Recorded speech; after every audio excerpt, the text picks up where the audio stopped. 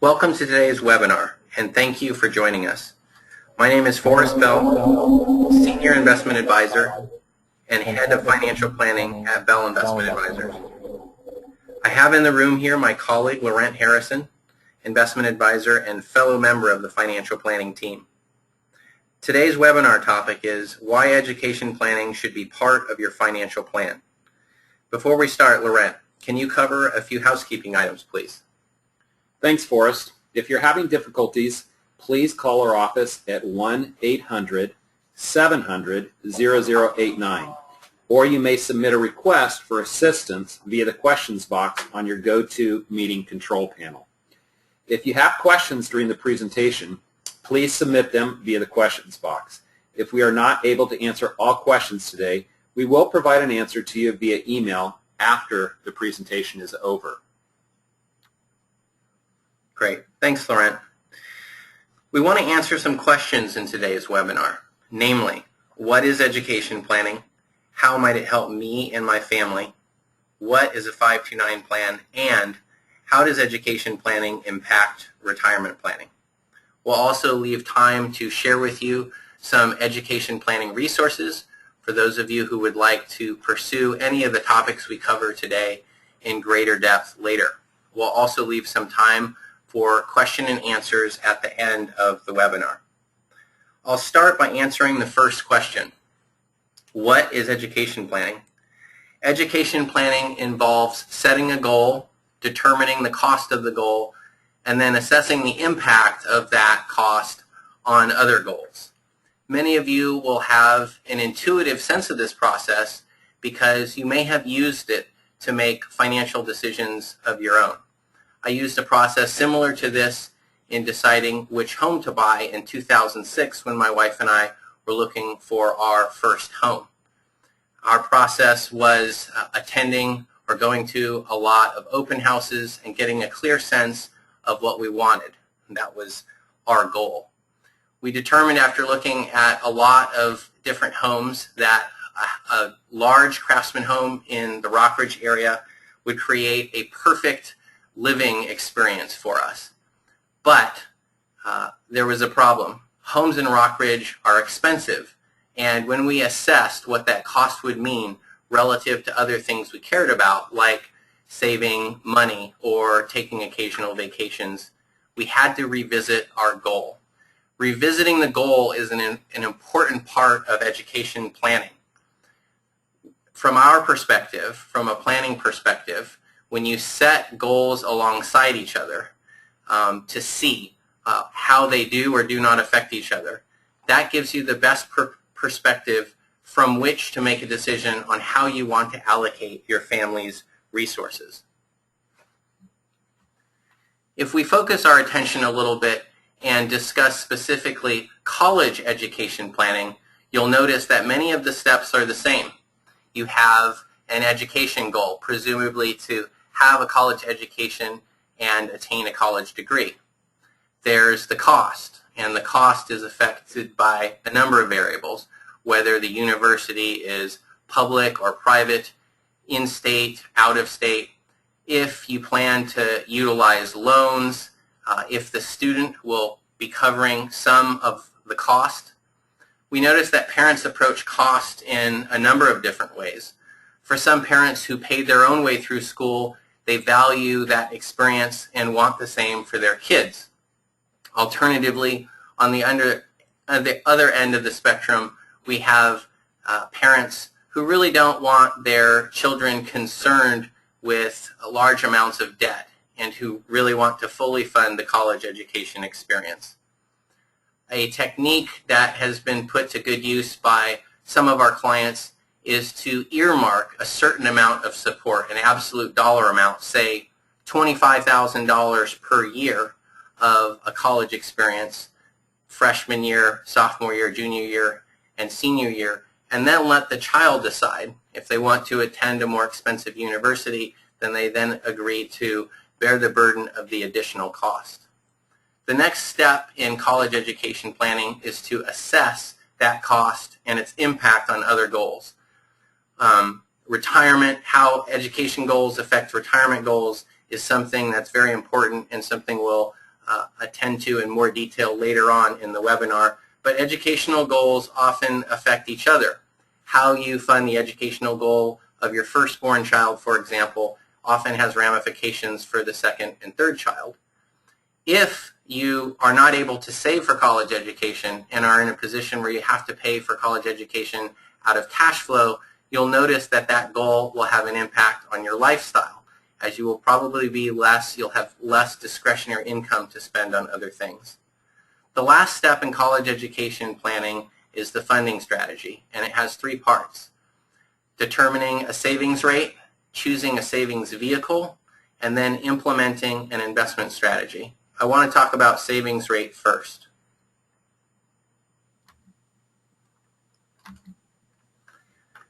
In this exercise, what I was after was determining what it would cost for me to send my daughter to Stanford University for 4 years. And I wanted to know, in today's dollars, what I would need to save each year to achieve that goal. My daughter's 4 years old, so she has a 14-year time horizon, 14 years before she begins school. The annual cost of Stanford in today's dollars is just over $52,000. It should be noted that education costs do inflate well above the inflation rate that we're accustomed to that applies to other goods and services. The historical inflation rate over the last 100 years for other goods and services is about 3.1%.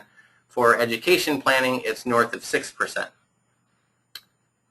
Like many families in this scenario, I'm going to assume that from some other source I will be able to pay into the expenses of a college education with either grant money or scholarship money or from family cash flow to the tune of $20,000 in today's dollars. And I'm thinking that I would do that freshman year, sophomore year, junior year, and senior year. That still leaves me with a pretty ambitious funding goal. $14,000 per year would be needed to save into a 529 plan in order for me to fully realize that goal. $14,000 is a pretty significant amount of money, especially in light of the families that would be required to do so. Many of these families, the parents are in their 30s or 40s. It's ambitious. It's an ambition in and of itself to maximize your 401k plans and save as much as you can into IRAs and Roth IRAs. To save an additional $14,000 per year per child is quite a goal and quite something to achieve. So I want to offer a little help there. This is some research about savings rate that comes from the USC School of Business. And what was interesting about what they noticed is that they segregated savers into two groups: why savers and how savers. Why savers are oriented around narrative. If you can give them a really full, rich explanation for why they would save, they have better odds of succeeding at reaching their savings goal. Numerical goals also help why savers quite a bit. How savers are oriented differently. They don't so much care about narratives. They're really focused on logistics. If a how saver knows the steps that need to be followed to accomplish something, then they generally have what they need to be successful. So for a how saver, if you showed them how to fill out or where to get the paperwork to fill out an automatic deposit from their paycheck to a 529 plan, that would be a significant amount of help for them. Interestingly enough, numeric goals are not of significant help to how savers. They're oftentimes a distraction. It's worth asking yourself, what kind of saver are you? Do you have success when you have a strong narrative about why you do something? Or is it more the mechanics of something and understanding the mechanics of something that allow you to be successful? Knowing this can help you better your savings and give you a chance to fund a 529 plan when that might be difficult. A final note on savings rate: if you do use budgets, we strongly encourage you to use annual budgets. The reason being, monthly budgets generally exaggerate a person's confidence in their expense control, and over the course of the year can be misleading. That's why it's preferable to use an annual budget. Now that we have covered savings rate, I want to move on to savings vehicle, and the best savings vehicle available for saving for college expenses is the 529 plan. Laurent? Oh, thanks, Forrest. While there are various methods of saving for education, as Forrest mentioned, we're going to be focusing on the 529 plan today. These plans are considered to be flexible, reliable, and are widely used for education planning. Originally created in 1996, 529 plans exist in every U.S. state. There are two types, a savings plan, which works very much like a 401k plan, and a prepaid plan, which lets you prepay for college costs for a particular college.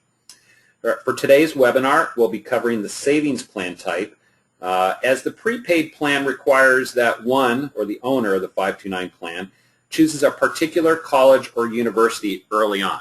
We think it has a bit less flexibility, so we're going to be concentrating on 529 plans.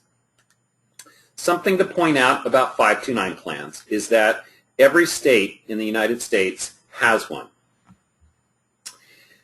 It can be confusing, though, that you can use one plan in another state.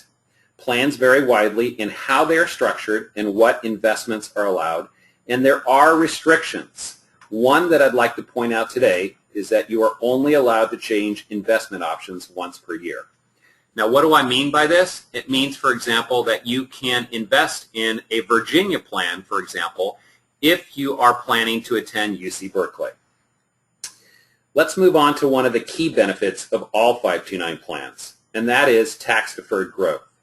Although contributions are not tax deductible and do come from after-tax dollars, contributions grow tax-deferred at both the federal and state level and are tax-free. It's a huge benefit if used for a qualified, and note I said qualified, educational expense.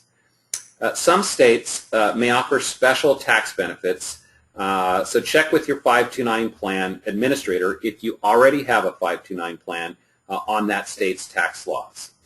For California residents, if you do plan on investing, for example, in a California 529 plan, unfortunately, there are no special tax benefits to California residents. So you are free to choose any plan. Next, I'm going to move on to some of the benefits and qualities of the 529 plan. The first is that a 529 plan can be open for anyone, a child, grandchild, spouse, friend, or even yourself. Plan assets should be used to pay for a variety of qualified higher education expenses, and note I said qualified, and those would include required books, tuition, room and board, supplies, and things like computers and computer supplies. I'll have you note that an Xbox or PlayStation is generally not considered a computer, by the way. There are no income limits in contributing to a 529 plan. That's a benefit. In addition, a person, whether it's a parent or grandparent, can make a contribution of their annual gift exclusion amount. That's currently set at $13,000 per year to any 529 plans. 529 rules even allow you to do something called forward averaging, which means you take 5 years of your annual gift exclusion all at once for $65,000 to fund a 529 plan. In fact, a couple may contribute up to $130,000 all at one time. Very beneficial if you want to supercharge your savings effort. In fact, one of our clients here at Bell Investment Advisors has strongly taken advantage of this rule. She and her husband have 3 children, one older daughter, age 9, and twins, age 6. On the birth of each child, she and her husband funded fully the 5-year maximum to each child. What's even more impressive is that at the end of 5 years for each child, they turned around and did an additional 5 years again. While Bell is not recommending that all of our clients go out and fully fund their 529 plans to this extent, it does show the benefit and flexibility of these plans, and certainly starting early is a good thing. Lastly, be careful in paying for expenses that are not directly tied to education, as the 529 plan owner may be subject to both income taxes and a 10% penalty on any earnings withdrawn. This might occur if the beneficiary of the plan chooses not to use all of the money in that plan, or if there's additional money that's left over in the plan. Not to worry, if one changes to another family member, that is allowed in the 529 plan. Let's move on to a specific plan, the Virginia 529 plan overview. At Bell, we work with this plan administered by American Funds. American Funds has been around since 1931 and has about $900 billion under management. In addition, Morningstar gives American Funds an A at its Morningstar stewardship grade. One of the key benefits of this plan is the choices that it offers. It does offer 25 mutual funds from both conservative to growth-oriented investments. It allows you and Bell to create a customized portfolio strategy for your child. So this can really help depending on your time horizon and risk level, which Forrest will be covering in just a moment. Lastly, in terms of contribution minimums, the Virginia 529 plan has a $250 minimum per fund in the account and can go as low as $50 minimum contribution with the setup of automatic monthly deposits. Now I'd like to turn it back to Forrest for a discussion on investment strategy. Thanks, Laurent. At Bell Investment Advisors, we customize our 529 investment strategies specific to the circumstances of the families that we're working with. But in order to speak generally about investment strategies, 529 plan strategy should be a function of time horizon. If you have a lot of time before college begins, then you're in a position to pursue an aggressive growth strategy. If you have less time, say less than 5 years before college begins, then you're probably wanting to use a moderate or conservative growth strategy. The difference between these strategies, or the mutual funds that you would use to comprise them, really has to do with the bond allocation. The moderate and conservative growth strategy and their funds that you use to make them have higher bond allocations between 15% and 100%.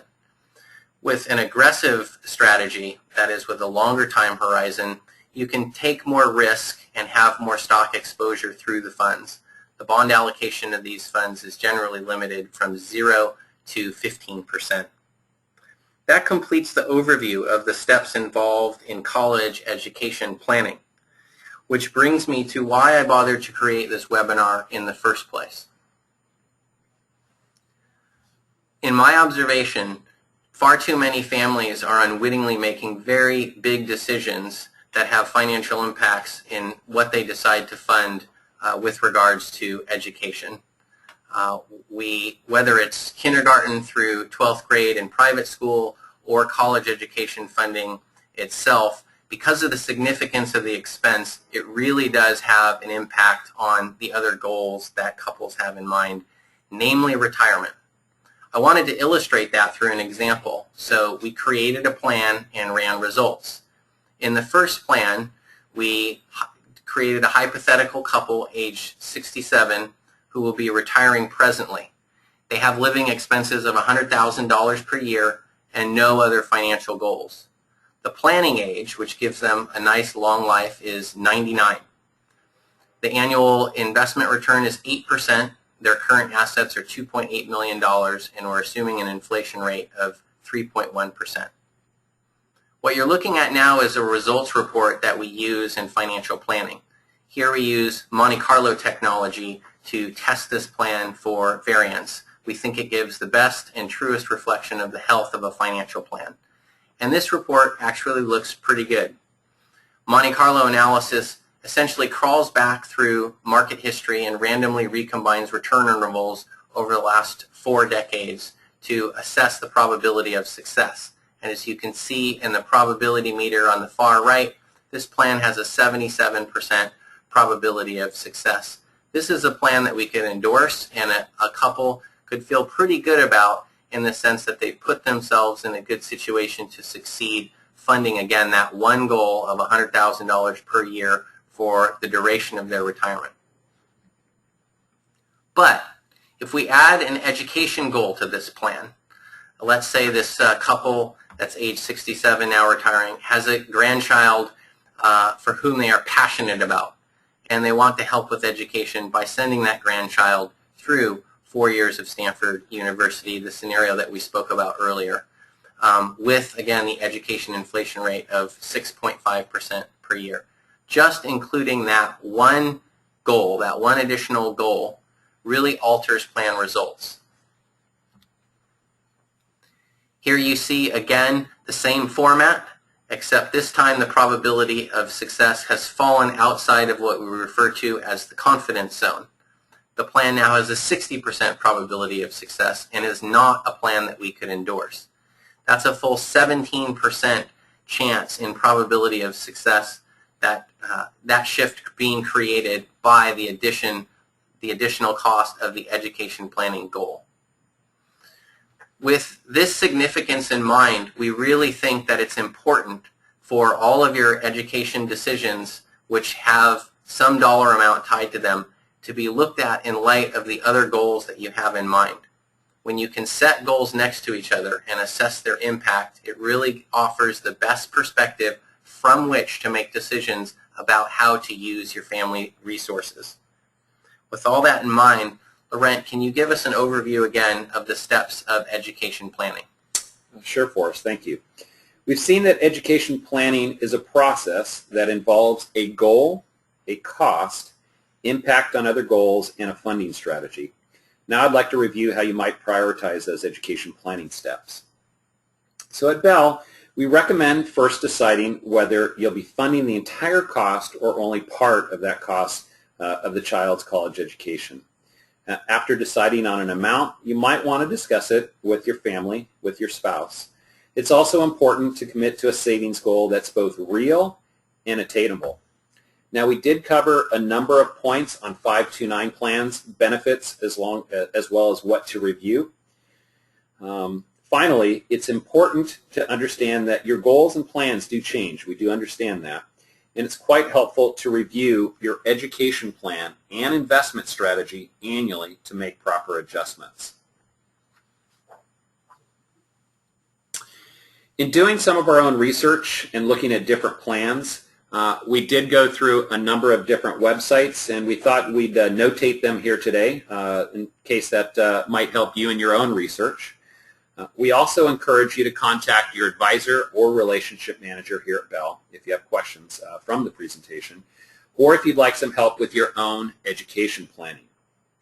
So if anybody would like a copy of this or any other slide, please let us know at the end of the presentation, and we can send that to you. So that concludes the regular part of the formal presentation. We have left a few minutes today for questions. So if you wish to submit a question, please type it into the questions box on your GoToMeeting control panel. We will answer as many questions as we can today, but if we don't answer yours specifically, we'll get back to you with an answer after the presentation. Oh, here's one that's coming in. Hold on. Let's see. Can a 529 plan be transferred to a different owner, and what are the advantages or disadvantages? That's a great question. And the answer is it all depends. The reason that I say that is it all depends on the 529 plan that you may have invested in. Be careful. Some plans actually do treat a change of ownership as a taxable event. So that means if you changed it to another 529 plan, you would be hit with either ordinary income and a 10% penalty. The second disadvantage is that the current owner does lose control over your assets. What are some benefits here? Well, if you do change the owner, for example, from a parent to a grandparent, there are some benefits in terms of qualifying for financial aid. So in recommendation, I guess in answer to that question, I would say check with your plan administrator, check and see if ownership change is available. And if it isn't, make a change, roll over your 529 plan into a different one that's a little bit more change friendly. So we have time for, I think, a couple more questions. Oh, here's another one that's coming in on 529 plans again. It's a popular topic. Forrest, what happens if $529 are used accidentally or on purpose for non-qualified expenses? Another interesting question. So many of you may know that you contribute to 529 plans on an after-tax basis. In other words, the contributions are not tax deductible. It's the growth that's tax-free or tax-deferred, depending on how you use the funds when you spend them. So the corpus of the contribution is really never a concern. You can take that and spend it without cost or penalty on something else. But the growth achieved, the interest achieved while the money was in the 529 plan is subject to two costs, both a 10% penalty and it's treated as ordinary income. Those are the two things to be aware of should you be in a position where you're going to spend 529 plans on something other than a qualified education expense. Looks like we have one final question here. It reads, what rules are associated with the $65,000 contribution to the 529 plan? I think that's with regards to the forward averaging you were discussing earlier, Laurent. Great. I think I can take that one. As a quick refresher, anyone, parent, grandparent, favorite aunt, can contribute up to 5 years of the annual gift exclusion. Again, that's $13,000 per year to a 529 plan. So it's known as forward averaging.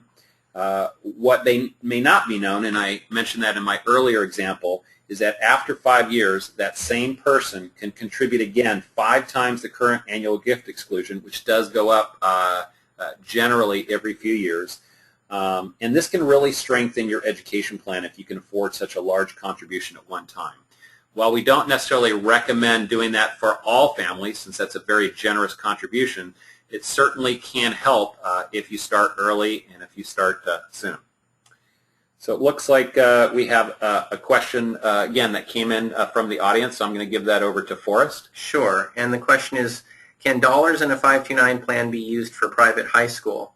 In fact, they can't. 529 plans are very flexible for the most part, but that is one area of inflexibility.